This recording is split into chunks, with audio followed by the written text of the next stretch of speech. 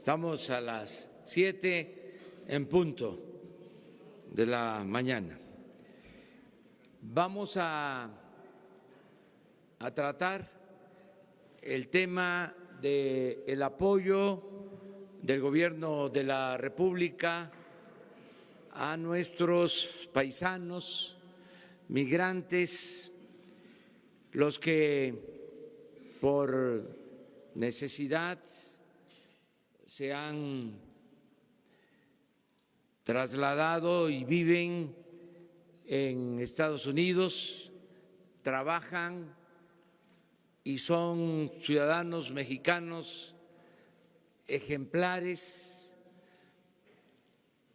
porque con mucho esfuerzo, enfrentando maltrato, han salido adelante. Y por si fuese poco, lo que han hecho en beneficio de ellos mismos, también envían a México, a sus familiares, recursos económicos, remesas de más de 30,000 millones de dólares al año. Ese dinero es la principal fuente de ingresos que tiene nuestro país. Es un apoyo fundamental para la economía, sobre todo para la economía popular, para la economía de los pueblos de México. Por eso, nuestro compromiso de apoyarlos, de protegerlos, de ayudarlos, esto lo expresamos desde antes de llegar al gobierno y hoy el secretario de Relaciones Exteriores, Marcelo Ebrard, va a explicarles en qué consiste el plan de apoyo a nuestros paisanos, compatriotas, migrantes que están en Estados Unidos. De modo que le damos la palabra a Marcelo Ebrard. Con su permiso, señor presidente. Buenos días a todas, a todos. Vale la pena tener presente algunos datos previos a la presentación del programa que son muy relevantes. El 97.2% de las y los mexicanos que viven fuera de México están en Estados Unidos. Tenemos la mayor concentración en California, Texas y Arizona. California son 4 millones, en Texas 2,5 millones, en Arizona 500,000, en ciudades de manera coincidente, bueno, pues Los Ángeles 500,000, Chicago 229,000, Houston 257,000. Estamos hablando de 11.3 millones de personas que nacieron en México. ¿Cuál es su estatus en los Estados Unidos? Tenemos el 8% de estas personas tienen visas. El 27% son residentes permanentes ya. Tienen doble nacionalidad el 17% y el 48% están en una condición de carencia de documentos. Es decir, son los más vulnerables, los que tenemos que apoyar más. Hemos estado en contacto para elaborar lo que les vamos a presentar con la comunidad en Estados Unidos. Nos falta mucho, pero en estos 2 meses hemos hecho un esfuerzo por tener su visión de las cosas. ¿Cuál es su visión de las cosas? Nos dicen, a ver, hay una visión o ha habido una visión defensiva de las autoridades mexicanas o el gobierno mexicano durante mucho tiempo. ¿Defensiva por qué? Sin negar los grandes esfuerzos que han hecho personalidades importantísimas en los consulados móviles o defendiendo migrantes, pero como mentalidad general, el objetivo o el propósito o la actitud siempre fue el tratar de reducir las demandas que se hacen, porque son muchas. y son muy relevantes. Entonces nos piden un cambio en esa posición que coincide precisamente con la instrucción que tenemos del presidente, que seamos proactivos. Eso va a significar un cambio en primer lugar de mentalidad y de objetivo y también de cómo nos vemos a nosotros mismos en Estados Unidos. Me refiero a la Secretaría de Relaciones Exteriores. Nos dicen que hay visitas insuficientes a prisiones, a centros de detención. Recordemos que hay detenciones de mexicanas y mexicanos que llevan años viviendo en Estados Unidos. Nos plantean que hay falta de orientación y representación legal, que hay una cobertura escasa de los servicios móviles de documentación y protección consular en lugares alejados. Los consulados móviles han sido una gran idea, pero son insuficientes. Hay una vinculación insuficiente y a veces poca colaboración con las organizaciones locales de mexicanas y de mexicanos. Y los modelos de apoyo e inversión, tanto de la comunidad hacia México como de México hacia las comunidades allá, son obsoletos e insuficientes. Como ustedes saben, el financiamiento de los consulados en buena medida se da a través de las aportaciones de la comunidad. Es decir, lo que nos pide el presidente es que entendamos, en primer lugar, que quienes nos están respaldando financieramente, los contribuyentes que sostienen todo el sistema consular, son las comunidades mexicanas en los Estados Unidos. Y tienen todo el derecho entonces de exigirnos resultados y de tener voz y voto en lo que se hace. No solo porque son mexicanos, que ya es mucho, sino porque ellos son los que nos mantienen. Los consulados móviles y toda la red que tenemos en Estados Unidos. Entonces, vamos a una nueva visión centrada en los derechos del migrante. Nos decía el señor presidente, tenemos que ser los defensores más eficaces de los migrantes en Estados Unidos. Ese es el objetivo al que queremos llegar.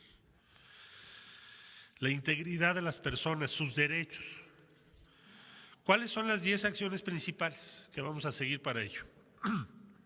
En primer lugar, va a participar todo el gobierno federal y vamos a invitar a los gobiernos estatales y a las ciudades. Quiero subrayar esto, las ciudades como un actor muy relevante, porque es donde más efecto podemos tener también en Estados Unidos. Es decir, vamos a invitar a las ciudades como Los Ángeles y todas las que, Chicago, Nueva York, y así mismo lo haremos en el caso de México. Entonces, es una estrategia no de la Secretaría de Relaciones Exteriores, sino de todo el gobierno federal. Segundo, cambio de mentalidad. ¿Es un problema de capacitación? Sí, y también de motivación. Para atender a los grupos vulnerables, para profesionalizar la atención consular y para que seamos especialistas en la materia legal, porque es muy especializada. Y tenemos que especializarnos en eso para ser más eficaces.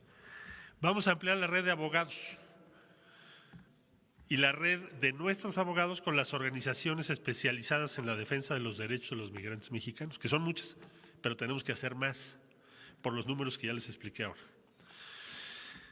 Cuarto, tenemos que hacer una promoción muy activa de la identidad cultural mexicana en nuestras comunidades.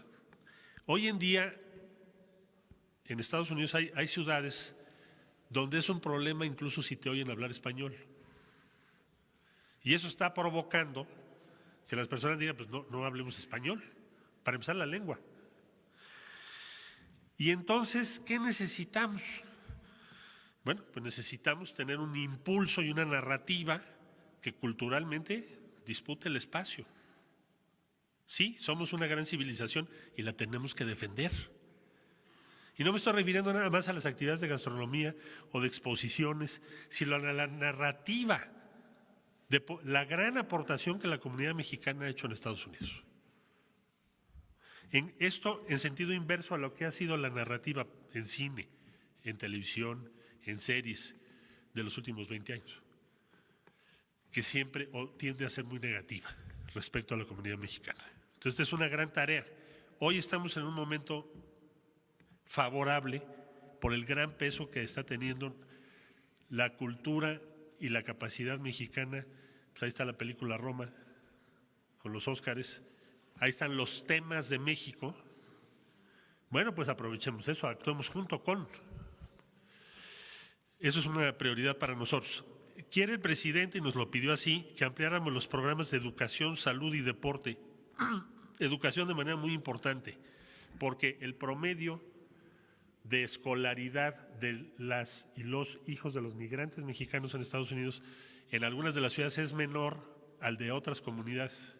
Entonces tenemos que involucrarnos muchísimo más en esto. Y lo vamos a hacer. Sexto, nuevos mecanismos financieros para la participación de la comunidad migrante en los grandes proyectos de desarrollo del Gobierno de México. Solo decir, el principal inversionista extranjero en México es nuestra comunidad en Estados Unidos. Son más de 30,000 millones de dólares. No hay nadie, ninguna empresa, ni fondo de pensiones, ni ninguna otra fuente que tenga esa importancia por sí sola. Séptimo, los cónsules van a encabezar ahora un despliegue de consulados móviles integrales y enfocados en las comunidades más vulnerables y en nuevos sitios. Si les vamos a ayudar para que el consulado móvil sea mucho más amplio en Estados Unidos. El octavo, necesitamos empoderar a la comunidad mexicana y México-norteamericana mediante el reconocimiento y promoción de sus contribuciones que son muy significativas. Pronto daremos a conocer, por instrucciones del señor presidente, se establecerá el mecanismo para reconocer anualmente a las y los mexicanos más destacados en el exterior, especialmente en Estados Unidos, y ese reconocimiento será encabezado por el presidente de la República. El noveno, tenemos que modernizar toda la normatividad y la práctica de la Secretaría de Relaciones Exteriores para incluir todo el marco actual de derechos humanos de México. Subrayo la inclusión de las lenguas indígenas y, por ejemplo, el matrimonio igualitario y otros derechos en todos los procedimientos consulares. Finalmente, desarrollo de una cultura de consulta periódica a la comunidad para escuchar y conocer sus necesidades y opiniones. Vamos a empezar foros en todos los consulados próxima semana para preguntarle a la comunidad México-norteamericana su opinión sobre el Plan Nacional de Desarrollo de México. Porque el hecho de que estén en Estados Unidos no les quita su condición de mexicanas y mexicanos. Y tenemos que escucharlos. No solo sobre sus problemas, que eso es muy importante, sino también sobre nuestro país y su futuro. Y va a ser la primera vez que se haga una consulta y la vamos a publicar con los resultados que tengamos. Esto se inicia la semana que entra, igual que como está establecido en la ley, se va a hacer en todo el país. Queremos, como ya dije, defender la civilización mexicana, nuestra lengua y la cultura. Vamos a invitar a los hermanos de los países latinoamericanos. También va a participar España y desde luego nuestras comunidades en todos Estados Unidos. Este va a ser un esfuerzo prioritario todo este año y todo el gobierno actual. Y en resumen, se nos pide, se nos instruye a que seamos capaces de organizar una nueva relación con la diáspora mexicana, empezando por cambiar la mentalidad defensiva por una mentalidad proactiva. Ya estamos analizando diversas medidas adicionales muy relevantes que se van a tomar para garantizar su identidad y debida documentación como mexicanas y mexicanos en Estados Unidos con el pleno ejercicio de sus derechos en México. Por su atención, muchas gracias. Estoy a su disposición para preguntas. Solo mencionaría para terminar, bueno, con qué recursos vamos a hacer todo esto y con qué personal vamos a hacer todo esto. ¿Ya le ibas a preguntar? Perdón. Bueno, pero lo voy a informar. Tenemos para este año la siguiente previsión, digamos la inversión total que se hará en consulados y la Embajada de Estados Unidos va a ser de 3,295 millones de pesos. Y tendremos 2,163 personas trabajando en este programa y conforme vayan creciendo los consulados móviles, tenemos el plan de terminar el año con más o menos 2,800 personas por los consulados móviles que ahora vamos a tener en otras partes de Estados Unidos. Y ahora sí, a sus órdenes. Con relación a este punto estoy diciendo. ¿Quién tiene preguntas sobre esto? Tú habías empezado por… Gracias, señor secretario. Arturo Páramo, imagen. Habla acerca de consultar a la población que está en los Estados Unidos, básicamente. ¿Con qué mecanismos se puede consultar a esta población? ¿Sería desde México, a través de correo, a través de los consulados, a través de la embajada? ¿Sobre qué temas? Porque si es una población tan grande, además de su situación, evaluarla, podrían también participar en revocación de mandato, por ejemplo, una vez que se llegue a ese punto. Esa será la primera. Y por lo que usted comenta entonces a la diáspora mexicana, a toda esa gente que se fue principalmente a Estados Unidos, los gobiernos anteriores prácticamente abandonaron en buena medida a aquellos que estaban fuera, sobre todo de las grandes ciudades. No se les dio ningún apoyo consular, no se les defendía sus derechos, se dejó pasar la oportunidad de aprovechar esa masiva migración para generar o para mantener la identidad mexicana de toda esta gente en los Estados Unidos. Yo diría que, mira, la consulta la vamos a hacer por dos vías. Una, todos los consulados. Vamos a convocar a foros. Hay una red muy importante en Estados Unidos de organizaciones ya en contacto con los consulados mexicanos, pero lo haremos lo más abierto que se pueda. Y ahí va a haber presencia de la Cancillería en todos los foros que se van a realizar. Cada consulado va a organizar el foro que le corresponda. Y además lo organizaremos también vía internet y vía la página de la Secretaría de Relaciones Exteriores para recibir los planteamientos. ¿Sobre qué se les va a consultar? Primeramente, sobre su situación allá y las acciones que acabo de enunciar. Lo primero que vamos a hacer es consultar este plan, los 10 puntos. Seguramente va a haber muchas aportaciones. Y lo segundo que les vamos a preguntar es sobre los principales proyectos en los que a ellos les interesa participar y opinar respecto a México. Y eso pues desde luego va a tener muchas variaciones. Primero porque el origen es distinto de cada comunidad y sus prioridades son distintas, pero vamos a abrirles el espacio para que nos podamos dialogar con ellos, podamos tener lo que ellos proponen. Ese es el primer paso para dejar atrás una mentalidad defensiva. La mentalidad defensiva yo la viví muchas veces y ustedes también. Estos interminables debates de cómo hacerle para que no voten, ¿no? O cómo hacerle, porque eso parecía, eran debates interminables para poner tal cantidad de dificultades que prácticamente les es imposible ejercer su derecho al voto. Ahora ese es un tema. Pero el otro tema es la identidad.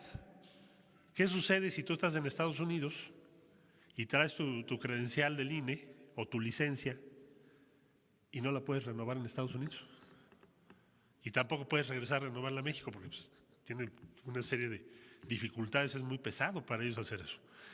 Eso es lo que vamos a resolver. Decir, no, tú eres mexicana, tú eres mexicano, donde estés. Y te voy a facilitar todo, en vez de hacerlo al revés, dificultártelo todo. Esa es la instrucción que tenemos. Y mucho es por eso, involucrar a todo el gobierno, para que eso suceda. Van a participar en revocaciones de mandato o en elecciones y todo, es lo que queremos, que tengan sus derechos plenos. Y ellos ya decidirán en qué participan y en qué no. Por favor. Carlos Pozos, de Líderes Mexicanos y Petróleo y Energía. Esta resolución al derecho al voto es para la evaluación que tiene el gobierno de 12 millones o 13.3 millones de mexicanos que pudieran incidir en las próximas elecciones. Mire, no es nuestro objetivo electoral. Nuestro objetivo es que los ciudadanos tengan derechos plenos. Le pongo un ejemplo. Hoy los migrantes, los compañeros mexicanos en Estados Unidos, pagan matrícula consular. Lo tienen que pagar. Y es muy difícil que tú puedas renovar tu licencia para conducir o cualquier otro documento oficial que te acredita como mexicano con derechos vigentes, es muy difícil. Entonces lo que tenemos que hacer es facilitarles eso. Ya los acuerdos políticos del INE de cómo se va a votar, no se va a votar, le corresponde a los partidos, no al gobierno. El gobierno lo que quiere en esencia es que la y el ciudadano mexicano en los Estados Unidos o en otros países tenga su identidad y sus derechos plenamente reconocidos. Pero sin duda 13.3 millones harían el cambio en unas elecciones. Pues mire, eso le corresponde a cada uno de ellos, la decisión que quisieran tomar, pero lo que no se justifica es que usted esté en Estados Unidos y no pueda renovar sus documentos. Mi segunda pregunta sería, ¿esta administración romperá con la tendencia de ser México un país expulsor de mexicanos? Y si es así, ¿para qué se requiere el muro de Trump? Bueno, como usted sabe, ya en este momento la tendencia, si comparamos las personas mexicanos que van a Estados Unidos respecto a los que regresan, ya la tendencia claramente es a que México va a dejar de ser un país en donde se tengan los flujos que se llegaron a tener de migrantes hacia los Estados Unidos. Toda la estrategia que está siguiendo el actual gobierno, como lo ha dicho el señor presidente, es que quien migra lo haga en todo caso porque así lo desea, no porque esté obligado por la pobreza o la falta de oportunidades en México. Entonces, como va a haber crecimiento económico y oportunidades, y se están haciendo muchos programas como el de los jóvenes construyendo el futuro, las nuevas inversiones en el sur del país, bueno, pues evidentemente ese flujo que le estoy diciendo que ya es favorable a México, va a ser todavía más favorable a México. Entonces no esperamos más que una situación más optimista en los próximos años respecto a ese tema. ¿Se requiere el muro de Trump? ¿Mande? ¿Se requiere ese muro? Es una decisión de ellos. Yo creo que los muros no se requieren. ¿Tú?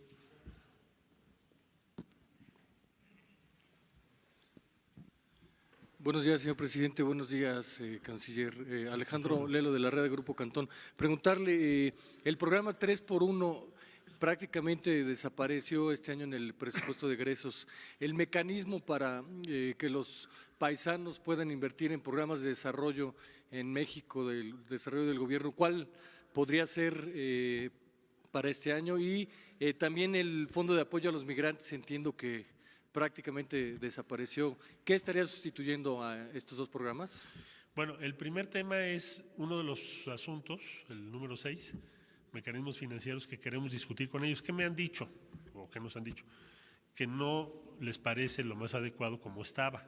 Fue una buena idea en su tiempo, tampoco hay que decir que no fue, si tuvieron inversiones importantes, pero al paso del tiempo proponen que se renueve. Eso es uno de los objetivos de esta consulta y vamos a anunciar en qué quedamos con ellos. No queremos hacerlo de manera previa, porque entonces ¿para qué los consultaríamos, no? Vamos a ir a discutir con ellos cómo puede ser mejor la inversión que hacen en México. Por ejemplo, algunos han sugerido que ellos puedan pagar en Estados Unidos la cobertura vía el Seguro Social de sus familias. Ya estamos trabajando esa idea. Hay varias ideas, pero ya lo iremos informando. Respecto al fondo que me dice el fideicomiso, fue un fideicomiso que tuvo derivado de una decisión para un año, ya hace 3 años. Lo vamos a sustituir por recursos anuales. En vez de un fideicomiso que tengas ahí pues por una sola vez, vamos a ir aumentando los recursos que presupuestalmente están destinados a este objetivo. Gracias. Por favor. ¿Qué tal, canciller? Buenos días, señor presidente. Buenos días. Nadia Buenos Sanders, de México.com. Hay analistas, por ejemplo, el profesor Carlos Heredia, han planteado estos beneficios. Uno de los problemas de los migrantes en Estados Unidos es que prácticamente no pueden enfermarse. Uno, porque sale muy caro y pues no tienen servicios de salud. ¿Estarían dispuestos a poner como condición en las negociaciones del TEMEC la seguridad social o servicios de Medicare para los migrantes indocumentados allá? O sea, poner estas situaciones de derechos fundamentales como el derecho a la salud en las negociaciones comerciales con Estados Unidos. Pues no creo que sea, honestamente, el tratado de tema comercial o el actual TEMEC el foro o el espacio para hacer la negociación de esto. Lo que estamos planteando es un esquema de protección y acceso a salud que también les vamos a presentar y que ahora estamos consultando no solo, desde luego, con nuestras comunidades, sino con diferentes ciudades de Estados Unidos que tienen diferentes políticas más favorables para esta causa. Me parece que podemos avanzar más por ese camino ahorita que meter otra complejidad adicional en la ya muy compleja situación en Estados Unidos y en el Congreso. Y creo que podemos avanzar por esa vía. Lo vamos a estar informando. Creo que es un tema de estrategia. ¿Dónde lo pones? Lo vemos más por el lado de la negociación con ciudades que la negociación del tratado. ¿Tú, por favor? Gracias. Perdón, gracias. Buenos días. Hay una gran preocupación por los niños, por los infantes que están allá detenidos por los padres deportados. Inclusive ya grupos ya han asistido con diputados y con senadores y que no han recibido ninguna respuesta. Inclusive señalaron que se acercaron con usted y que es el momento que esperan alguna respuesta suya. Gracias. ¿Se acercaron conmigo quién? Grupos, asociaciones de activistas, pues, en pro de los derechos de los niños. Bueno, nos hemos reunido con muchas y hemos acordado diferentes tipos de acciones. Hay un sinfín de situaciones que se están presentando en Estados Unidos y me ha pedido el presidente que hagamos dos cosas. Primero, que aceleremos la propuesta al Senado de la República de quienes harán cargo de los consulados. Se va a presentar el próximo martes para consideración del Senado, porque serán quienes tendrán a su cargo pues que esto se haga una realidad. Y ahí tenemos un sinfín de situaciones. Tenemos las detenciones de mexicanas y mexicanos que tienen años trabajando allá o viviendo allá. Tenemos la situación que tú mencionas. Hay un sinfín de situaciones que requieren una estrategia como la que estamos planteando ahora. Primordialmente vamos a necesitar mucha especialización en la defensa legal. Yo diría que ese es uno de los puntos principales, y ampliar la red que disponemos, porque el número de casos que tenemos es inmenso. Entonces, ese va a ser el reto. Por favor. Buenos días, canciller. Buenos días, presidente. Vicente Serrano, de Sin Censura en Chicago. ¿Podría haber un compromiso hoy aquí de que se va a acabar con la vida de jeques que tienen los cónsules y embajadores? Dos ejemplos. Hace unos años se remodeló la residencia consular en Nueva York y costó más de $1 millón, documentado. En Chicago, la residencia consular está en el Water Tower, en donde Oprah Winfrey tenía un condominio, lo que parece una ofensa para el mexicano, como ustedes lo están planteando. ¿Puede haber un compromiso para acabar con eso? ¿Qué compromiso puede haber del gobierno de México para que el paisano, el mexicano en Estados Unidos, también tenga una incidencia en quiénes van a ser los cónsules? Porque se nombra cónsules y terminan siendo muchas veces nombramientos políticos. Y si me permite, presidente, usted ha dicho que no va a viajar al extranjero a menos que se necesite. En el extranjero, la gran mayoría abrumadora votó por el cambio, por Andrés Manuel López Obrador. ¿Cuándo podría ser el compromiso de visitar a las comunidades en el extranjero, aunque no se reúna necesariamente con el presidente de Estados Unidos, Donald Trump? Gracias. Gracias por tu pregunta. Es muy pertinente lo que señalas. La instrucción que tenemos del presidente, en primer lugar, es invertir más en los consulados y menos en las residencias. Lo que importa son las oficinas consulares, no dónde viven los cónsules, que es creo que lo que estás tú señalando, ya lo habías dicho en alguna ocasión. Esa revisión ya está en curso. No la vamos a terminar, hay contratos de renta vigentes, en fin, pero vamos a ir haciendo un ajuste, porque los recursos de los que acabo de hablar, pues ¿de dónde van a salir? Pues parte lo tenemos que reducir de gastos como ese. No se justifica que tengamos residencias en donde se invierte más que en el edificio consular. Perdón, canciller. ¿Hay un compromiso entonces que de lo que es dueño el gobierno de México se venda como parte de la austeridad republicana, que se invierta en los consulados, o se van a mantener estas propiedades? Estamos haciendo la revisión propiedad por propiedad con la indicación que nos dieron. No quiere decir que se van a vender las propiedades de México. Lo que estoy diciendo es que no podemos tener una inversión, como tú bien lo señalas, alta en la residencia de los cónsules y en cambio tengamos edificios consulares con muchas carencias. Vamos a hacer un ajuste en eso. Segundo, vamos a empezar a informar de los gastos, cómo se invierte el dinero a la comunidad, porque ellos lo pagan. Tienen todo el derecho a verlo. Entonces ya nos instruyeron que así se haga. Y eso empieza ya, a partir ya de ahora. Y ya los nuevos cónsules, ¿qué es lo que pensamos? Va a haber un predominio de cónsules del Servicio Exterior Mexicano. Pero seas del servicio o seas lo que se llama denominación política o cultural, vas a tener que ceñirte en tu actuación a estos principios. Lo importante es que la comunidad lo pueda evaluar, por eso también no lo mencioné, pero me pidió el señor presidente que cada 3 meses pongamos un informe de qué es lo que estamos haciendo, qué avance hay, qué nos está pidiendo la comunidad. Es otro tipo de diálogo el que vamos a ensayar ahora, es otra actitud. Y vamos a aprender también, porque no se hacía así antes, pero ahora sí se va a hacer así, ese sería el compromiso.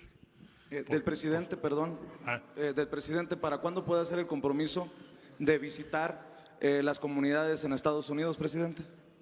Vamos a… Agotamos. Y yo te contesto. Es que estoy interrumpiendo su conferencia.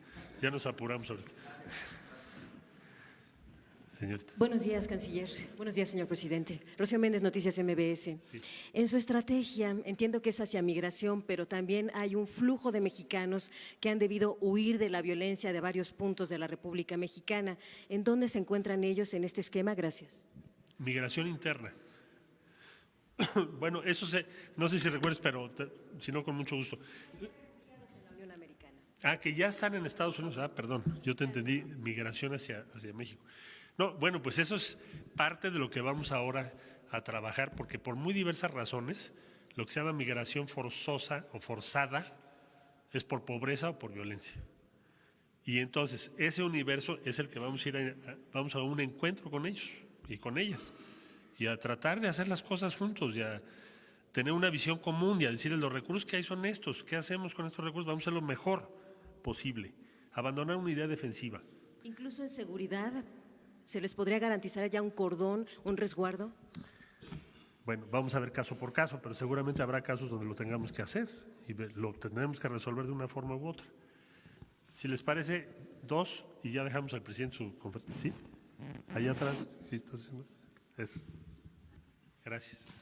Buenos días, presidente. Buenos días, canciller. Yo quería preguntarle acerca de… Isabela González de Reforma, perdón. Quería preguntarle acerca de estos nombramientos de cónsules que hacen falta y que ahorita están acéfalos en Estados Unidos. ¿Cuándo se van a hacer? ¿Hay un bloqueo? Y tengo otra pregunta, pero esa primera. ¿Un bloqueo? No. Se van a entregar el día, o se van a presentar, mejor dicho, a consideración del Senado de la República a partir del día martes de la semana que entra. Y ya el Senado convocará y determinará.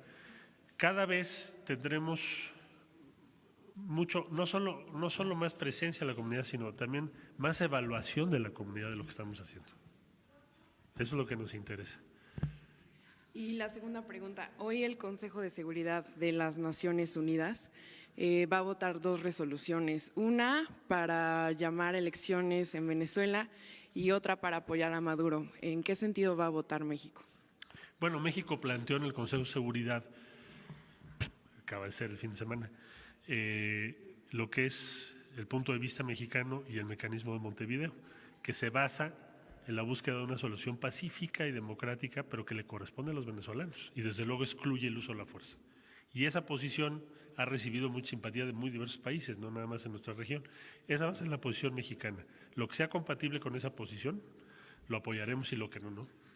Entonces, ¿van a votar en contra de las 2 resoluciones? Vamos a ver en qué términos se presentan las resoluciones, pero la posición mexicana es esa, y es la que vamos a defender.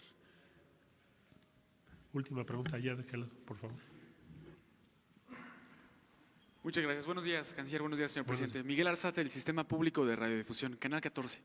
Preguntarle, canciller, hace unas semanas atrás se dio a conocer que un grupo de mexicanos estaba laborando en Canadá de manera casi en esclavitud. Este tipo de situaciones se ha venido dando en años anteriores porque ha habido grupos que ofrecen trabajo a los mexicanos aquí en México ofreciéndoles un trabajo en Canadá, en Estados Unidos, y pasa este tipo de situaciones. ¿Qué va a hacer la Cancillería, qué va a hacer el gobierno mexicano para evitar que esto suceda o acompañar a los mexicanos que están trabajando y que trabajan de forma precaria, con carencias? Gracias.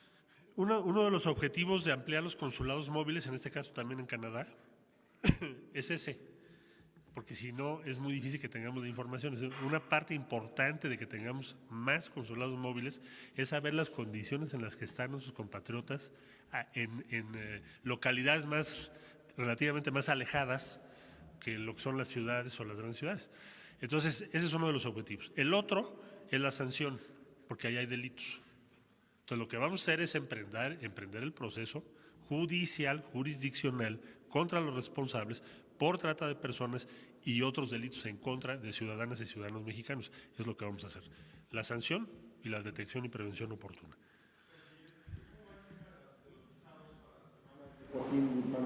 El tema de los visados para las hermanas de Joaquín Guzmán Loera, tendrán que hacer su trámite como cualquier otra ciudadana o ciudadano ante la Embajada de los Estados Unidos. No van a tener ningún trámite especial, pero también la Embajada nos informó que no van a dificultar ese trámite. Es decir, tienen derecho a hacerlo como cualquier otra persona. Muchas gracias y ahora sí damos paso a la conferencia del señor presidente. Sí, señor. Bueno, miren, llevamos una muy buena relación con el gobierno de Estados Unidos y estamos tratando el tema migratorio con un enfoque distinto a lo que se había concebido y aplicado en los últimos tiempos. Queremos que la migración se pueda aminorar con desarrollo, que haya cooperación para el desarrollo y, como aquí se dijo, que la migración sea optativa, opcional, no forzada, no obligatoria. Para eso estamos llevando a cabo conversaciones y queremos tener un acuerdo con el gobierno de Estados Unidos para que haya inversión. Hay un compromiso de inversión de alrededor de 10,000 millones de dólares, que incluye a países de Centroamérica y a nuestro país. Eso nos importa mucho y pensamos que eso es atender el fenómeno en lo estructural, atendiendo las causas que han llevado a muchos mexicanos a abandonar nuestro país. En general, la política de México es convertir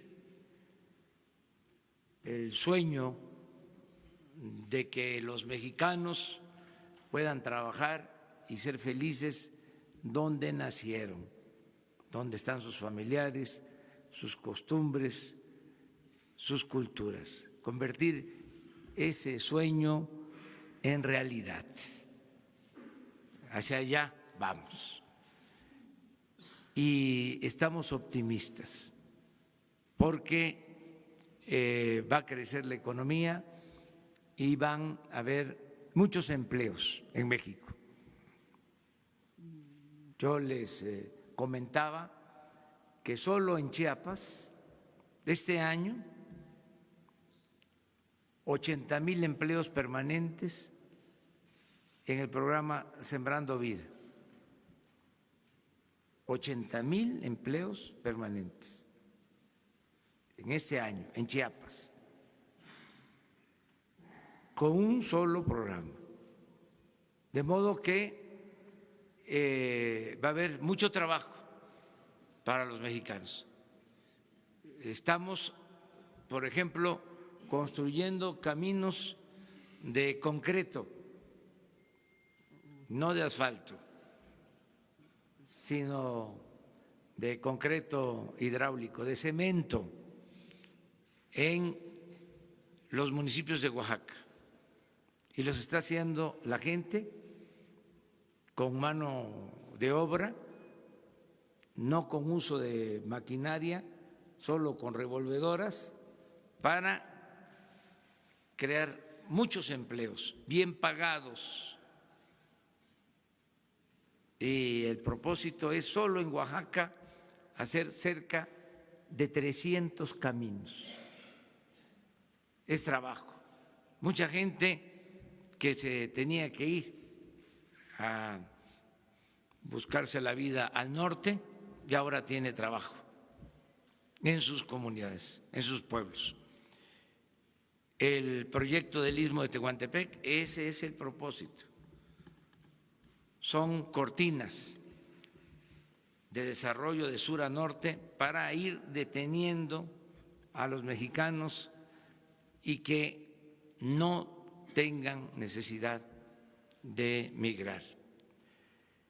Hemos avanzado en este propósito y hemos recibido un trato respetuoso del gobierno de Estados Unidos. Por eso no hace falta que yo vaya a estar con nuestros paisanos. Me gustaría mucho. Fui y visité Estados Unidos, las principales ciudades, cuando había un ambiente de mucha hostilidad.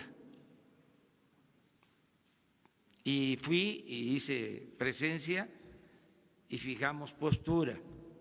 Yo espero que no regrese ese ambiente.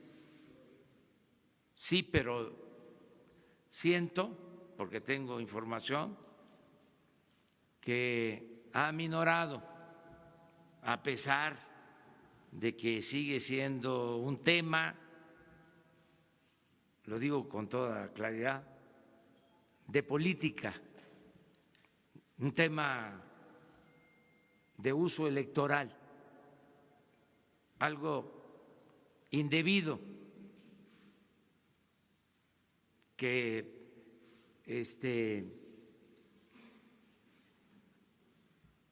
se valgan de la situación de los mexicanos los partidos.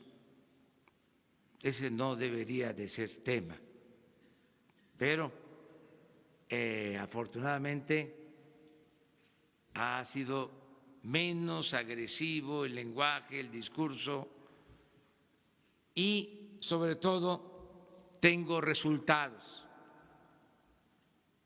de deportaciones, por ejemplo. Tengo información en ese sentido. Y eso es lo que me sirve para guiarme sobre cuándo proceder, cuándo actuar, para actuar con mucha prudencia y con firmeza cuando se necesite o cuando se necesite más. No es el mundo ideal, pero tenemos que actuar con prudencia, cuidar mucho nuestra relación con Estados Unidos. Y creo yo que las autoridades de Estados Unidos saben lo que significan los mexicanos en todo sentido. Es una fuerza productiva de primera para la economía de Estados Unidos. Estamos hablando de los mejores trabajadores del mundo. Esos son nuestros paisanos. Pero también es un pueblo cada vez más consciente que está en proceso de organización al interior de Estados Unidos, de manera espontánea, sin que nadie se lo proponga. Y son 24 millones, porque estamos hablando de los que nacieron en México, pero hay otros 12 millones que son hijos de padres mexicanos. Es una comunidad muy fuerte y muy consciente. Y esa comunidad, en efecto, ve con mucha simpatía nuestro movimiento. Entonces, si hubiese necesidad, llamaríamos a toda la comunidad mexicana a la solidaridad con nuestros paisanos migrantes y tendría un buen efecto positivo. Nada más que nosotros estamos actuando con mucho respeto a la soberanía de Estados Unidos. Lo vamos a seguir haciendo de esa manera porque queremos que se respete nuestra soberanía. Pero hay ahora condiciones muy favorables para que se garanticen derechos humanos, se proteja a migrantes y se les dé reconocimiento a nuestros paisanos. Eso es lo que puedo decir. En caso de que se necesite, vamos, he dicho, si se trata de ir a firmar un convenio como el de la cooperación para el desarrollo, desde luego, vamos. Todo lo que signifique conseguir la paz, en lo que podamos ayudar, estamos dispuestos a contribuir, a ayudar, a participar. Otras cosas, pues tengo la dicha, la fortuna de estar bien representado en la Secretaría de Relaciones Exteriores. Marcelo Ebrard es un extraordinario secretario de Relaciones Exteriores y él me está ayudando mucho en todo lo que es política exterior.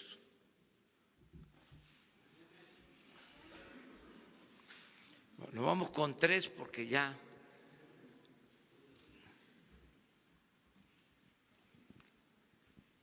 Hola, presidente, buenos días. Shaila Rosagel, reportera de Grupo Gili, periódico Lo Imparcial, La Crónica y Frontera de Tijuana. Le quiero preguntar, presidente, mire, en Sonora hay grupos de personas que tienen tomadas las casetas de cobro de peaje, de todas las casetas, ¿no?, de Sonora, y pues piden dinero a los automovilistas y así obtienen recursos. Esto también ocurre en Baja California. Ayer que usted estaba hablando de la carretera federal número 15, ¿no? Esto ocurre en esta carretera. Según han explicado, ellos empezaron haciendo eso en contra de su lucha por el gasolinazo, pero luego han adherido nuevas demandas. Nos gustaría saber cuál es la posición de su gobierno respecto a este tema de la toma de las casetas de cobro. Lo estamos atendiendo, ya se hizo una revisión, en efecto, hay casetas que están tomadas por algunas causas justas, En otros casos, pues es la forma de recaudar recursos, lo que considero es totalmente ilegal, irregular. Estamos atendiendo este asunto. Hace una semana firmé un acuerdo como testigo de un acuerdo entre la Secretaría de Comunicaciones y pobladores de Durango que tienen una caseta tomada de la autopista Durango-Mazatlán con el propósito de que se llegue a un acuerdo, porque están demandando indemnización. Entonces, todos estos casos se están atendiendo y también es oportuno decir, nosotros no vamos a reprimir, nuestro gobierno no va a ser un gobierno autoritario, represor. Vamos siempre a darle la vuelta a la provocación, siempre. Nada por la fuerza, toda por la razón y el derecho. Pero el nada por la fuerza va con el añadido de todo por la razón, ¿sí? Y el derecho. Entonces también ya quiero que se sepa que en todos los casos se van a presentar denuncias ante la autoridad competente. O sea, una cosa es no reprimir y otra cosa es no actuar legalmente. Entonces, donde se considere de que hay una ilegalidad que no es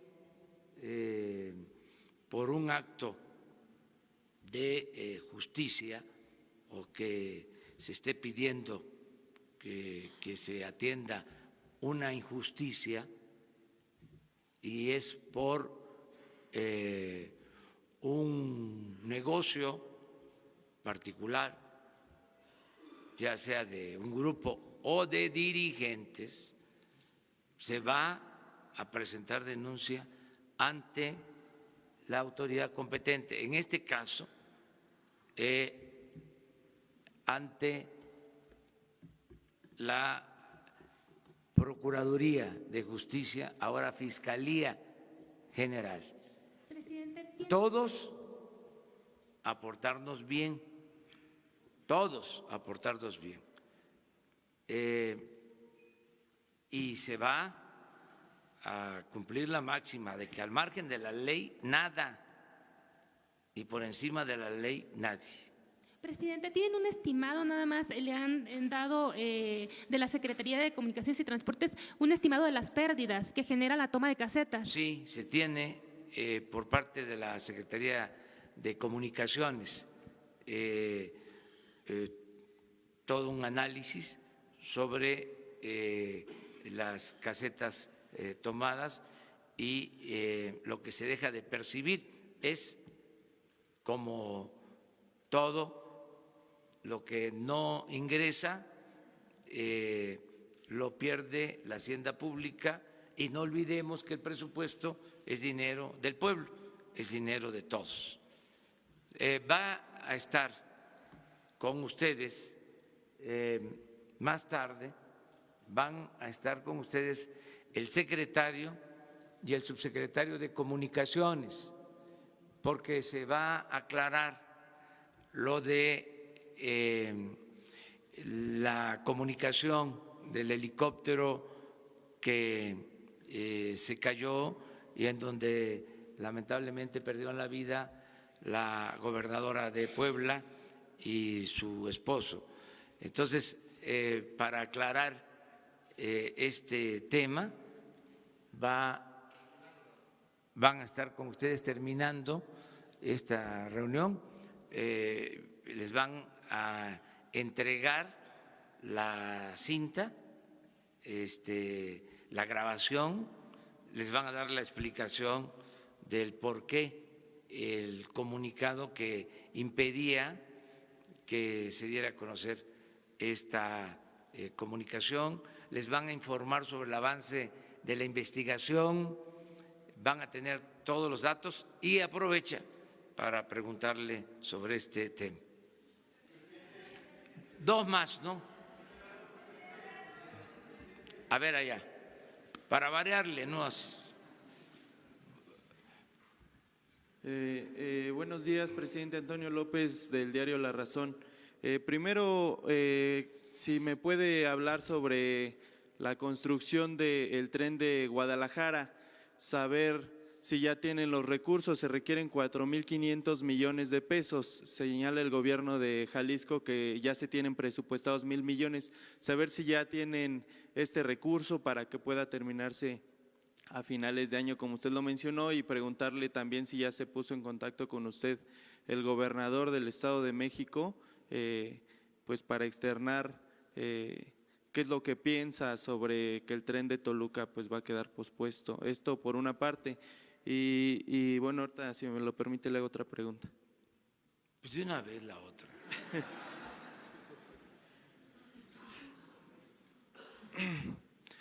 Un juez de distrito, presidente, admitió un amparo para quitar la condecoración del Águila Azteca al yerno y asesor de Donald Trump, Jared Kushner. Saber cuál es su postura al respecto. Esa sería una segunda pregunta. Y una última pregunta, presidente, también, si me lo permite.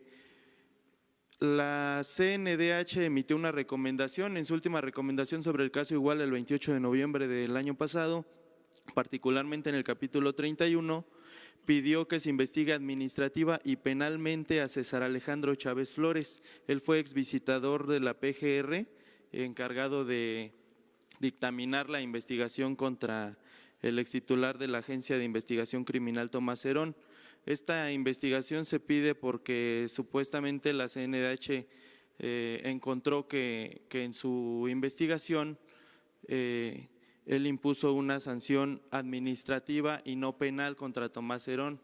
En esta materia, preguntarle su opinión. El subprocurador Encinas dijo que el fiscal del caso preferentemente no debería ser una persona que estuvo involucrada.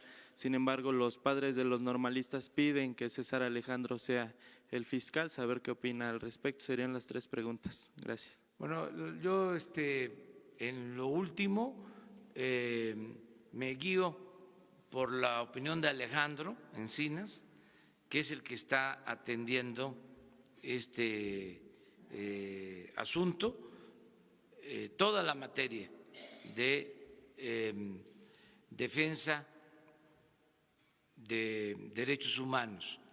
Le tengo mucha confianza a Alejandro y tenemos el compromiso de esclarecer lo sucedido con los jóvenes desaparecidos de Ayotzinapa, y él lo está viendo.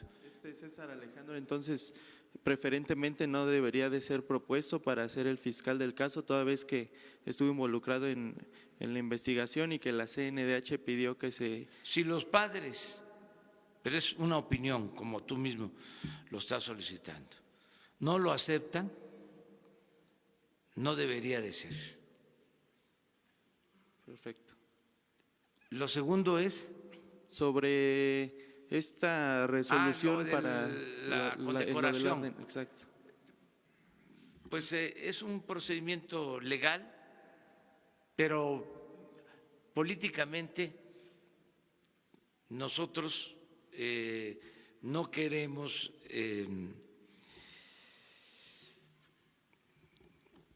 alterar, testerear nuestra relación con ningún gobierno extranjero. Queremos llevar una relación de amistad. Solo en casos de agresiones a México, a los mexicanos. Entonces, sí, actuaríamos de otra manera. Pero si se trata de cuestiones que no afecten en lo fundamental y que tienen que ver más con las formas que con el fondo, no nos metemos. Hay quienes dicen que la forma es fondo, pero no tenemos por qué pelearnos o abrir frentes por todo. Acabo de decir que la relación con Estados Unidos es una buena relación, nos han respetado y tengo pruebas de lo que les estoy diciendo. No me quedaría callado si no hubiese una relación de respeto. Les pongo un ejemplo, tengo varios. Fijamos una postura con relación al conflicto en Venezuela, apegada a lo que señala la Constitución, la no intervención, la autodeterminación de los pueblos. Una postura que podría ser contraria a lo que sostiene el gobierno de Estados Unidos. Sin embargo, ellos han actuado con respeto a nuestra decisión. Finalmente, sobre el tren de Guadalajara, presidente, tiene observaciones por más de 190 millones de pesos por parte de la auditoría. Sí, miren, en el caso del metro de Guadalajara, le tengo a los ciudadanos de Guadalajara, al pueblo de Jalisco, una buena noticia. Vamos a terminar este año el metro. ¿Y por qué es buena noticia? Porque se demoraron mucho las obras, se hicieron mal los cálculos, hasta se quería inaugurar y se pensó en el gobierno anterior de que se terminaba el metro con una inversión de 1,000 millones de pesos.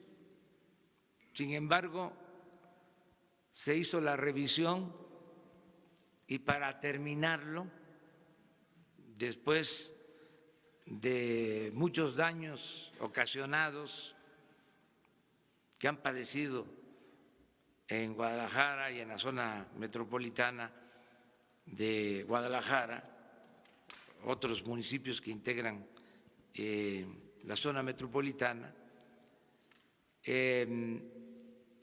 para terminarlo se requieren 3.500 millones adicionales, es decir, 4.500 millones en total, para terminarlo en diciembre.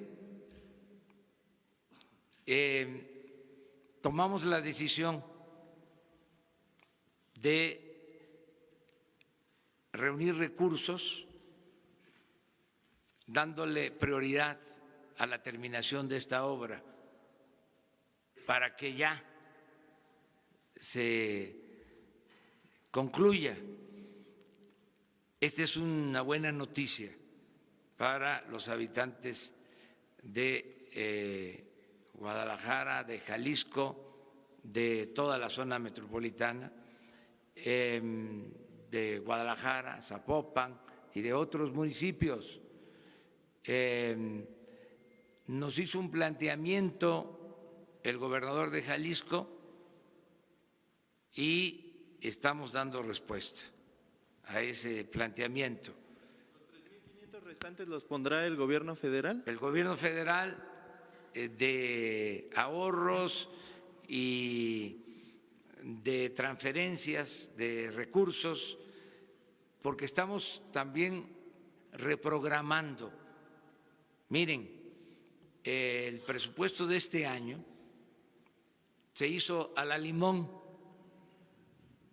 es decir, intervinieron los servidores públicos de la pasada administración que traían pues la información y los nuevos, pero no se pudo del todo modificar ciertos esquemas de asignación de recursos. Por ejemplo, se siguió con asignar recursos a muchas obras, pero muy pocos recursos, que mantenían las obras año con año. ¿Sí? Había que estarles inyectando fondos. Entonces, nosotros somos más partidarios de terminar pronto las obras, de no dispersar tanto el presupuesto, sino utilizar más presupuesto para darle terminación a las obras. Eso es lo que se va a hacer en este caso, en el caso de Guadalajara. Eso lo vamos a dar a conocer la semana próxima. Creo que es una muy buena noticia porque se autorizan 1.000 millones para este año, pero los 1.000 millones es para pagar deudas que ya se tenían y en este mes de febrero se terminan de ejercer los 1.000 millones y ya hacia adelante no había presupuesto, de modo que se iba a detener la obra y ha significado muchas molestias a la gente porque lleva mucho tiempo. Entonces ya se tomó la decisión, se van a hacer las transferencias de recursos para que en diciembre, es el compromiso que estamos haciendo, que en diciembre ya esté funcionando el metro de Guadalajara. A ver, allá atrás. Ustedes dos. Y ya terminamos. Presidente, buenos días. Montserrat Sánchez de Reporte Índigo. Ya presentaron el plan para desapariciones forzadas, el plan para migrantes. Le quisiera preguntar cuándo van a presentar un plan para tratar el tema de feminicidios. Ya estamos trabajando en eso. El día 8 vamos a informarles sobre el plan de atención, apoyo, protección a las mujeres. El día 8 vamos a tener, como siempre, esta conferencia ajustada porque posteriormente están ustedes invitados. Vamos a tener un encuentro con mujeres aquí en el patio central. El tema va a ser mujeres, es el tema para este caso. El día 11 de marzo, que es lunes, va a ser lo mismo, pero en general habíamos acordado de que yo iba a informarles sobre los 100 días aquí, pues yo voy a darles una introducción aquí en la mañana, pero van a estar ustedes como invitados especiales para cumplir con el acuerdo en un acto que vamos a hacer también en el patio central, en donde voy a presentar un informe a los ciudadanos sobre los 100 días de gobierno. Presidente, una última pregunta. Nuestro público, Verónica Castrejón, que sigue nuestra transmisión en vivo, quiere saber qué opina usted sobre lo declarado por Karime Macías, esposa de Javier Duarte, lo declarado por Javier Duarte sobre su esposa que vive con austeridad. No, vi los titulares, la verdad, las notas, los titulares, pero no tuve tiempo de leerlo. Entonces, déjemelo ahí de tarea. Una más. Buen día. Allá. Manuel Temolsin, de Así lo dice Lamont. Hay una preocupación sobre la globalización que está ganando mucho terreno. ¿Habrá alguna iniciativa para el rescate de las tradiciones y costumbres de México, sobre todo los jóvenes que están en el extranjero? Esa es la primera pregunta, por favor. Sí, Marcelo mencionó que uno de los puntos del plan de apoyo, de fortalecimiento a los migrantes, a nuestros paisanos que están en Estados Unidos, es el reforzar los valores culturales, morales, la lengua, nuestras costumbres. Lo cierto es que es muy fuerte la cultura o las culturas, para hablar en plural, porque México es un mosaico cultural, pero son muy fuertes las culturas de México. Sí. Y lo mencionó muy bien, me gustó el término, el concepto, la civilización mexicana, que está conformada por varias culturas. Esa es la gran fortaleza de nuestra nación. Yo siempre he dicho que las culturas nos han salvado, siempre. Nuestras culturas nos han salvado de todas las calamidades. Es por nuestras culturas que podemos resistir ante temblores, inundaciones, hambrunas, malos gobiernos, corrupción. Eso es lo que nos saca siempre adelante. Y no han podido con eso. Es muy fuerte. Y se pueden ir los mexicanos por necesidad a buscarse la vida a otras partes, y ahí está su cultura. Ahí está la comunidad oaxaqueña en Estados Unidos, la zacatecana, la guerrerense, ahí están con sus culturas. Eso lo vamos a fortalecer mucho, porque ese no solo es un distintivo, no solo es nuestra identidad, es nuestra fuerza como nación, que es algo extraordinario, porque de eso dimana la vocación del mexicano por el trabajo, por ejemplo. De eso dimana. Y de eso dimana la vocación de solidaridad, de fraternidad del mexicano. El pueblo de México es de los pueblos más fraternos, más solidarios del mundo. Entonces, esa es nuestra gran fortaleza. A eso hizo mención Marcelo.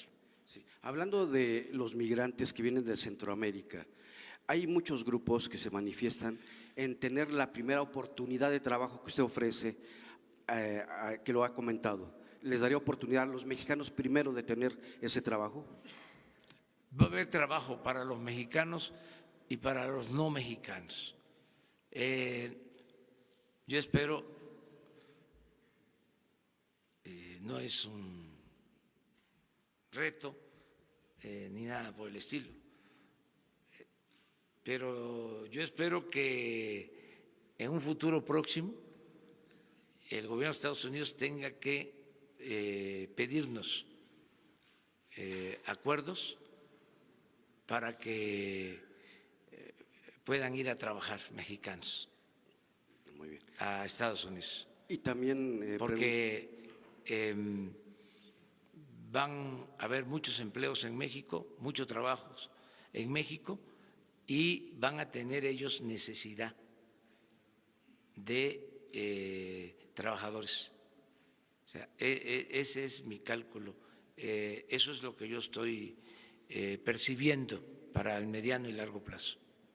Y finalmente preguntar si está el señor Marcelo Ebrard a favor de que haya elecciones en Venezuela. Ya dijimos eso, no intervención, autodeterminación de los pueblos, solución pacífica de las controversias. Muchas gracias, muchas gracias. Nos vemos mañana.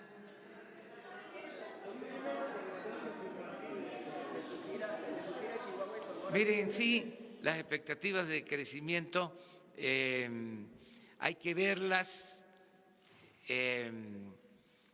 con los antecedentes,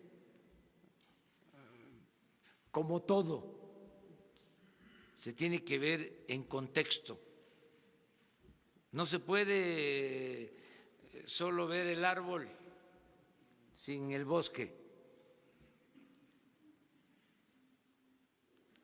Y ustedes que se dedican a la comunicación, pues saben perfectamente que cualquier nota que elaboren siempre tienen que poner un contexto, tienen que enmarcarla, poner los antecedentes.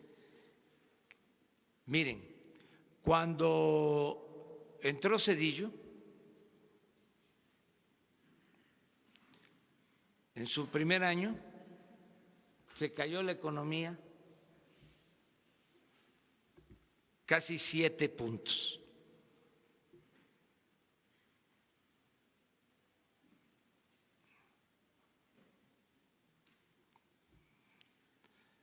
No solo no creció, sino hubo un decrecimiento de 7 puntos.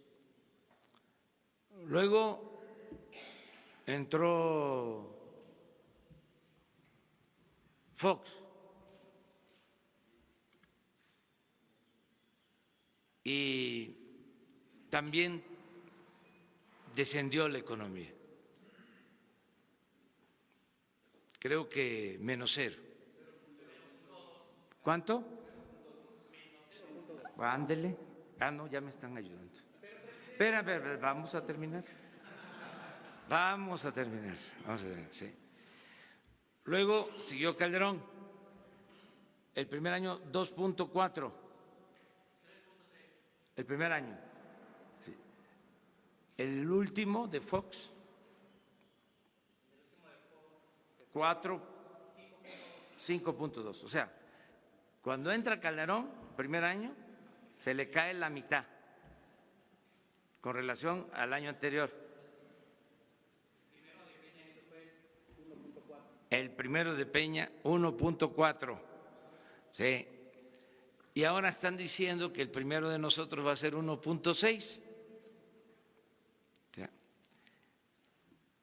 Está bien, lo aceptamos. Estamos empezando.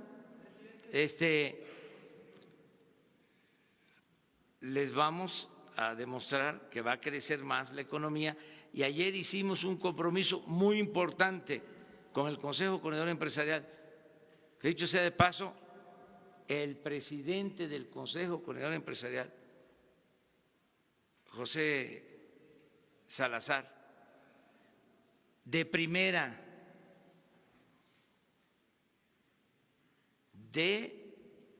primera, nombre inteligente, honesto y preocupado por el desarrollo del país. Nos hizo 2 propuestas. Imagínense un dirigente del sector empresarial que dice: queremos ayudar en la transformación, y hacemos 2 propuestas. Una, ayudar para que en el sexenio salgan de la pobreza extrema los mexicanos. Le tomamos la palabra. La segunda, vamos a ayudar para que podamos crecer al 4% anual. Y las 2 propuestas muy importantes, yo le agregué la tercera, y lo vamos también a lograr de manera conjunta, porque él lo señaló. La tercera, acabar con la corrupción. Esa va a ser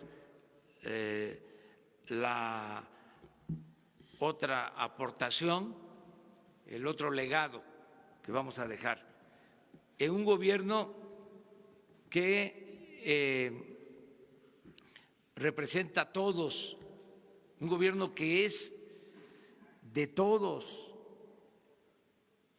un gobierno de pobres y de ricos, de trabajadores y de empresarios, de católicos y de evangélicos y de libres pensadores y de ateos y de agnósticos, un gobierno plural, un gobierno de todos.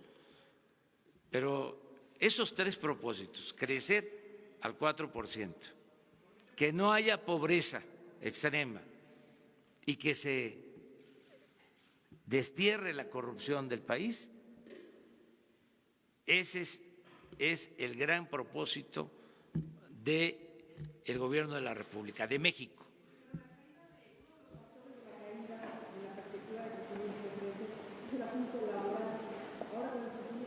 Pero eso son interpretaciones. Centrales obreras como la Central de Milagro ahora ya se están radicalizando, ya están llamando a huelga. ¿No hay un riesgo de que se asuste a la inversión por este fenómeno? Son interpretaciones. Yo, cada quien tiene sus enfoques, cada analista, cada experto hace sus reflexiones, pero yo lo que creo es que hay mucha confianza en el país. ¿Sí? Lo de ayer así lo expresa. Estamos hablando de el Consejo Coordinador Empresarial. No hubo ninguna queja, ningún reproche, ningún cuestionamiento al gobierno. Al contrario, fue una manifestación de apoyo y de contribuir para lograr juntos la transformación del país. Hay un ambiente muy bueno para que se pueda crecer, para que no tengamos conflictos. Esto que se está presentando entre algunas empresas y sindicatos, pues es normal, pero ya hicimos también la recomendación de que se actúe de manera responsable, que se dialogue. Ayer hablé sobre eso. Se logró por aceptación de los empresarios y también de los sindicatos, un aumento al salario mínimo del 16%, que no se había logrado en todo el periodo neoliberal, nunca. En la frontera, el aumento al salario mínimo al doble. Entonces, esto pues ha animado a el sector obrero a estar planteando en los contratos, ¿sí?, en las negociaciones de contratos, pues incrementos en los salarios. Entonces, mi recomendación es que se aumenten los salarios, pero que también se considere la situación de las empresas, que haya equilibrios, que tenemos que mantener las fuentes de trabajo y que se piense que no se puede lograr de la noche a la mañana, de un día para otro, la recuperación de todo lo que perdió el salario en el periodo neoliberal, porque perdió como el 75% de su poder adquisitivo. Ese es uno de los saldos más siniestros de la política neoliberal.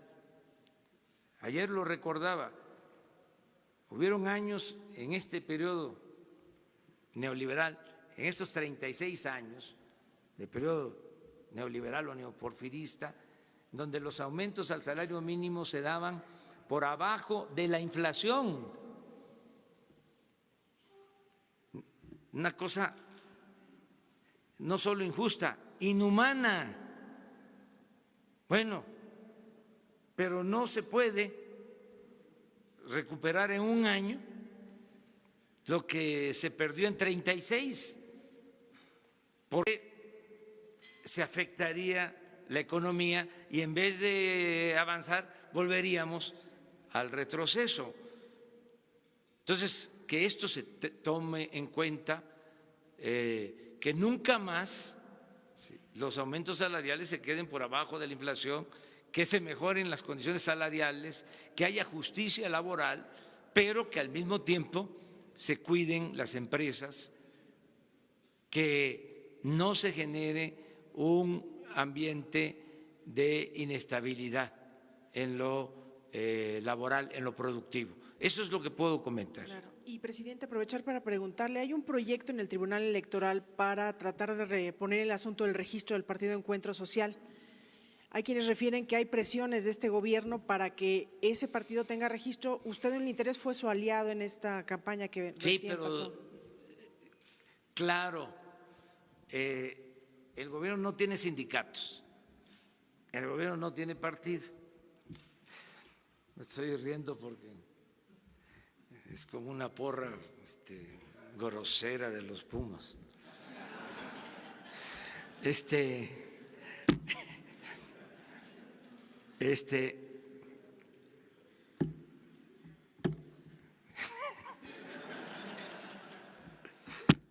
Pero sí, el gobierno no tiene partido, el gobierno no tiene sindicatos, el gobierno no tiene ningún grupo de interés creado. El gobierno solamente tiene un amo, que es el pueblo de México. ¿Que le dieran el registro aunque no haya No alcanzado opino el porque porcentaje? eso es un asunto de otra instancia. No habrá presiones, No nos entonces. corresponde. No vamos a presionar a nadie, no vamos a perseguir a nadie, no se va a utilizar el gobierno para perjudicar a nadie ni para beneficio de personas, de grupos, de partidos. El cambio es que el gobierno represente a todos y que no esté el gobierno sometido a ningún grupo de interés creado. Que el gobierno sea de todos y que actúe con legalidad en el marco de la ley y que haya un auténtico Estado de Derecho. Auténtico Estado de Derecho, no Estado de chueco y mucho menos de cohecho. Y eso se acabó.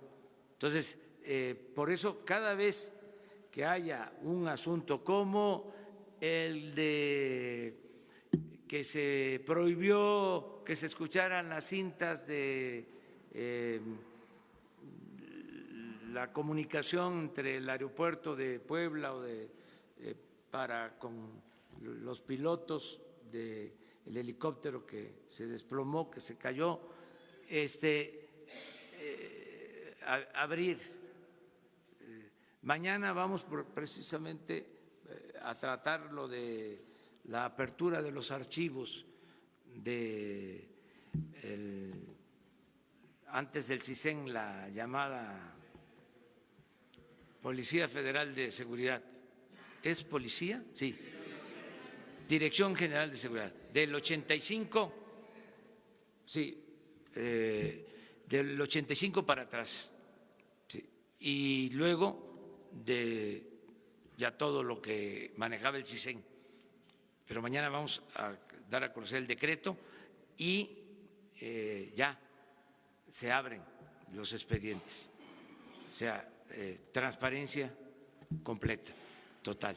Solamente la cuestión de cuidar lo familiar, lo que tiene que ver con la protección de derechos humanos, que lo tenemos que hacer.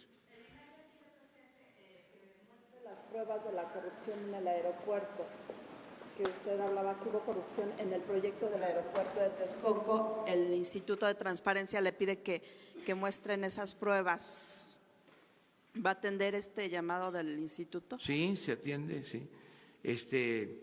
Pues hay hasta auditorías y la Cámara de Diputados emitió documentos oficiales. Ahí se los entregamos, no hay problema. Es de dominio público. Lo que pasa es que como argumentan que usted en campaña habló de que este proyecto estaba plagado de corrupción, ya se hizo una solicitud de información y no mostraron los documentos desde la presidencia, ahora le piden que entregue estas pruebas de sus dichos, de que hubo corrupción en el aeropuerto. Hay información oficial, se las entregamos.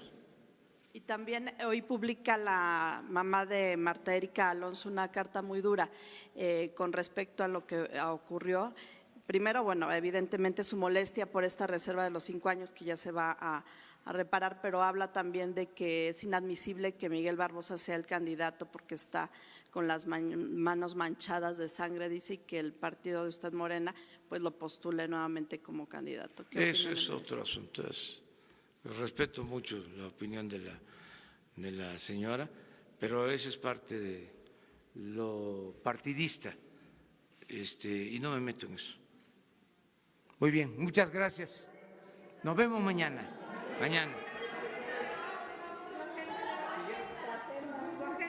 Jesús.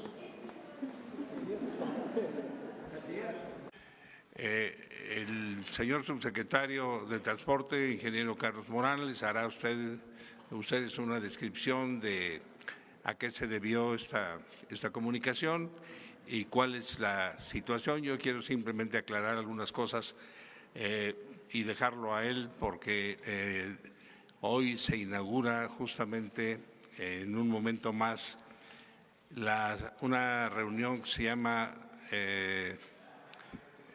Aviation Summit, que organiza la IATA, la Asociación Internacional de Aerolíneas, y debo yo iniciar la sesión. Pero antes de entrar en comunicación, oí que una de las preguntas que hacían ustedes al señor presidente y que el señor presidente dijo que yo contestaría es en relación a las pérdidas o el ingreso que dejamos de percibir por la toma de casetas que se da en algunos casos esporádicamente y en otros lamentablemente en forma permanente por diferentes manifestaciones y diferentes grupos. La estimación que hoy tenemos es que la pérdida de erarios por estas situaciones es del orden de 4 millones de pesos diarios, lo que significa una falta del orden de 1.400 millones de pesos anuales. Ese es lo que deja de ingresar al erario nacional por la toma de casetas, su estimación, lógicamente, pero es muy cerca de esa cifra. En relación con la información que se dio ayer, ya explicará el ingeniero Morán con todo detalle a qué se debe. Fue una respuesta a una solicitud de información de un diario y se dio una respuesta con el machote que se da en estos casos, porque hay una costumbre en la aeronáutica civil de reservar estas comunicaciones por un máximo de tiempo hasta en tanto no se tenga el dictamen final del accidente.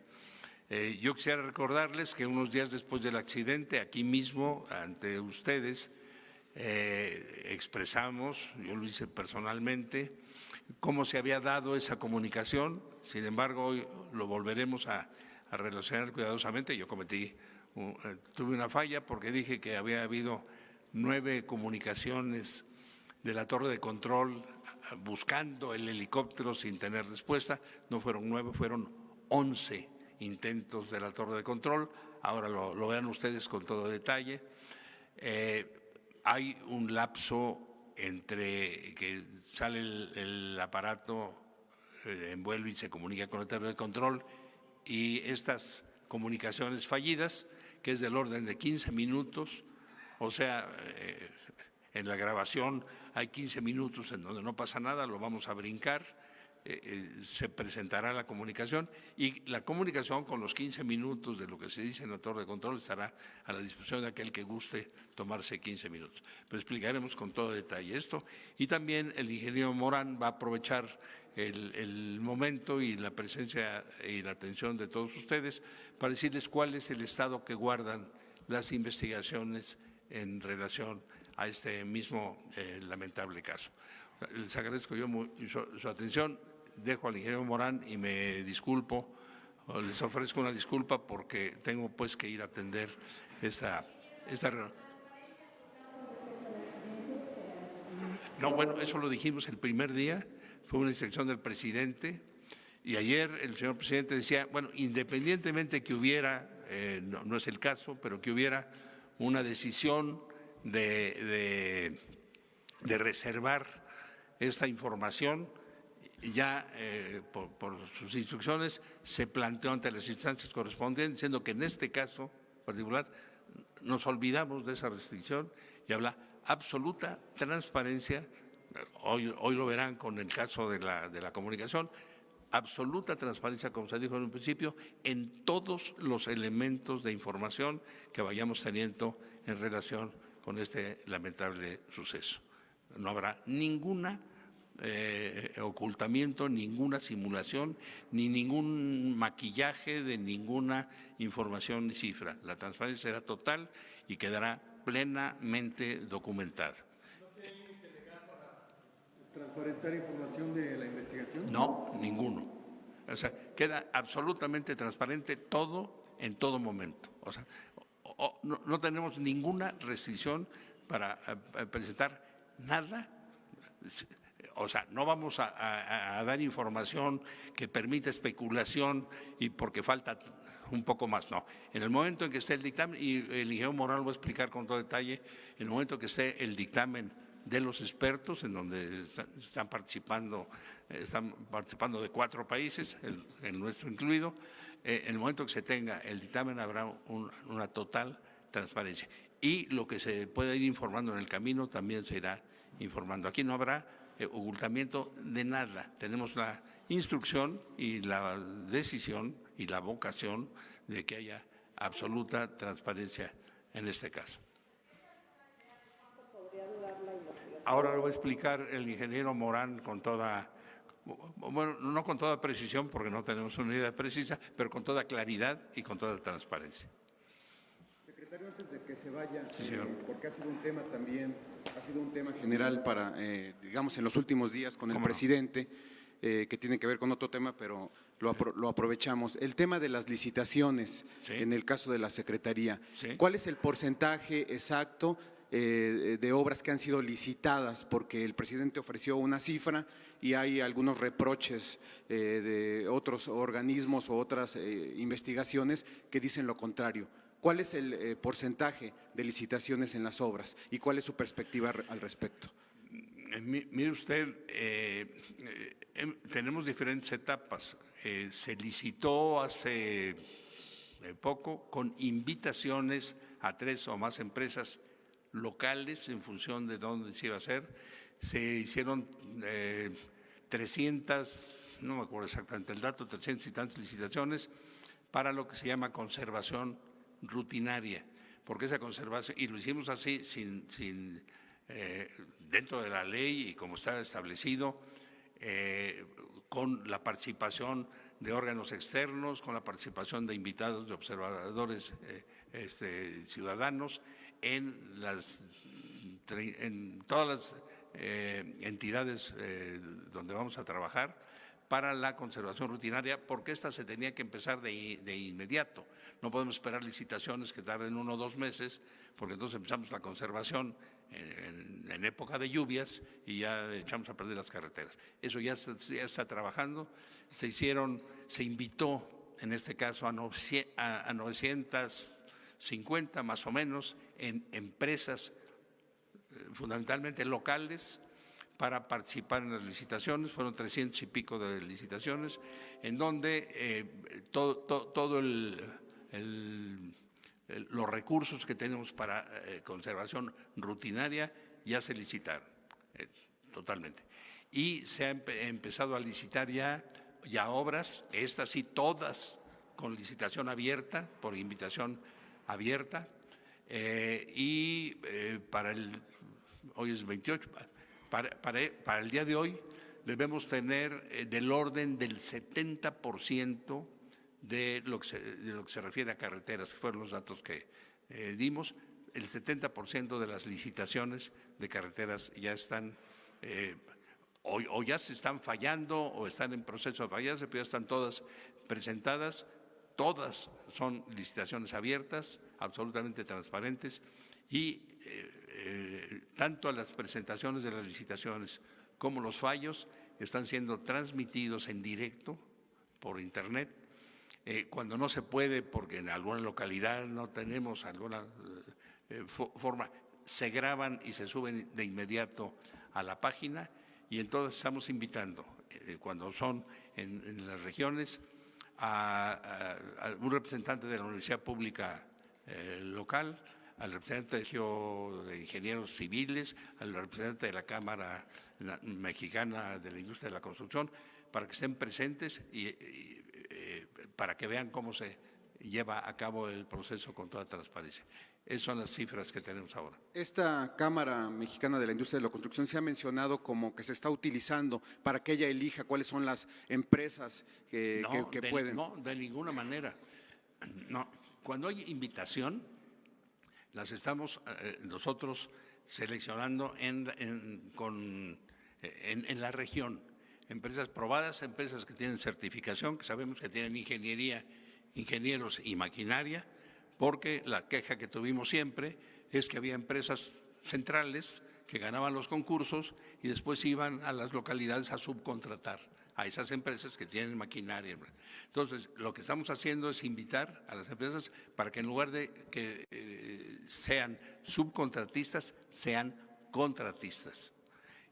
Tenemos, en fin, ya diferentes informes de gente felicitándonos. Hay quienes se han quejado, pues son los que no han ganado los concursos, pero esperamos que en los siguientes puedan ganar los concursos, porque una de las decisiones es apoyar a la industria de la construcción y muy particularmente a la pequeña y mediana industria de la construcción.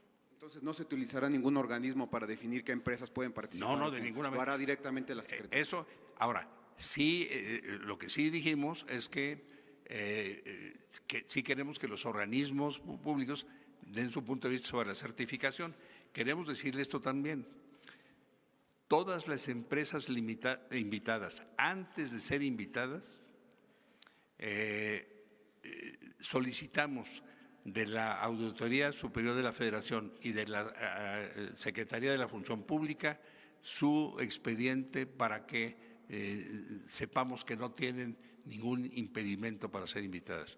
De las 900 y tantas empresas, solamente una nos dijeron esa tiene un punto negro en tal parte. Todas las demás son empresas serias que tienen su establecimiento y que han trabajado adecuadamente. Sí, debemos decirle que los datos que dimos no los tengo en la memoria todos, pero sí estamos hablando de que el 80% de las empresas están dentro de las cámaras industriales. Hay empresas que no están en las cámaras, no es obligación estar en una cámara, pero las que el 80% de las que ganaron los concursos de invitación están en las cámaras.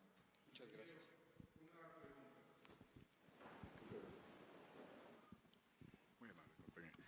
En la ubicación que se tiene originalmente planeada para el nuevo aeropuerto internacional en Santa Lucía, existe pues una enorme bodega donde se almacenan municiones, materiales de guerra. Al mismo tiempo, hay una unidad habitacional, ¿sí? Esto sería quitar, construir y volver a poner estas instalaciones en otro lugar. ¿Cuál sería la viabilidad de Tizayuca ante esta situación, ingeniero? Bueno, Tizayuca fue un sitio que se tomó en consideración en algún momento. Hay algunos proyectos desarrollados. Sin embargo, la necesidad de utilizar la base aérea de Santa Lucía, independientemente de que ahí fuera el resultado o no del aeropuerto que se está considerando, ahí sí ya hay una no hay posibilidad de convivencia entre Tizayuca y la base aérea militar de Santa Lucía. Por eso estamos decidiendo ahora la base aérea militar de Santa Lucía. Sí, se está llevando a cabo el plan maestro de Santa Lucía, porque efectivamente tiene usted razón, se necesita definir dónde se van a ubicar esas instalaciones, algunas habrá que quitarlas y demás. Todo esto está considerado dentro de los presupuestos y dentro de los tiempos. Hay más de quizás 7,000 personas viviendo en esa localidad. Algunas quedarán ahí porque así está considerado en el plan de desarrollo, porque se pretende que ese aeropuerto funcione como aeropuerto civil, pero también está la pista militar. ¿Cuándo inicia la convocatoria para quienes puedan ser proveedores, constructores, artífices de este proyecto sexenal? Está ahorita hablándose del plan maestro, y una vez que se define el plan maestro, se definirá cuándo se pueden hacer esa convocatoria. ¿La fecha aproximada del plan maestro? Se está definiendo el plan maestro y se está iniciando también el estudio que dijimos a ustedes hace mucho tiempo, que se tendría que llevar a cabo para la reestructuración, para la nueva arquitectura del espacio aéreo, considerando ahora el aeropuerto actual de la Ciudad de México, el de Toluca y el de la base aérea, para definir el manejo del espacio aéreo, la optimización del espacio aéreo. ¿Lo va a inaugurar el presidente López Obrador? Naturalmente, sí. ¿Sí alcanza el tiempo? Sí, naturalmente que sí. Gracias, sí. ingeniero. Pues muchas gracias. Yo me retiro, les dejo al ingeniero Morán para que él satisfará todas sus preguntas en caso de que las haya después de la presentación que les va a hacer. Y muchas gracias por su interés, su atención, y reitero, en el caso del accidente del helicóptero donde lamentablemente falleció la gobernadora de Puebla y su esposo, no habrá ningún elemento de opacidad. Habrá transparencia total y toda la información será hecha pública en términos absolutamente completos. Muchas gracias. Muy buenos días. Bueno, ustedes saben que, como lo hemos informado, los accidentes de aviación no se entrega información abierta hasta que no están terminadas las investigaciones. Pueden darse informes parciales del proceso, pero no aquellos datos que impliquen o que conlleven alguna o faciliten alguna conclusión irresponsable sobre la propia conducción de la investigación o que se pueda imputar a alguien responsabilidades hasta que no se tenga la certeza absoluta de que la investigación ya cuenta con todos los elementos. En el caso de la consulta que se hizo vía transparencia, en realidad es una consulta que pudimos haber contestado si nos hubiéramos enterado y no hubiera seguido el patrón burocrático convencional.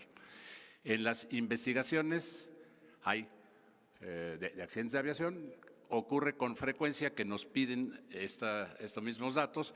Entonces, en la Dirección General de Aeronáutica Civil hay un cartabón, hay una respuesta que la propia gente que está a cargo del área de transparencia simplemente manda a las áreas de investigación de accidentes para que se llene la parte propia del tipo de accidente y lo demás es de cartabón. Y esta reserva de 5 años es una reserva que ha utilizado, digamos que ha tenido históricamente la dirección, así se contesta a estos requerimientos de información. La verdad es que a mí me parece excesiva, vamos a revisarla porque no tiene sentido, pero además las investigaciones son investigaciones que nos toman dependiendo del tipo de accidente, a lo mejor entre 6 meses y 2 años o más.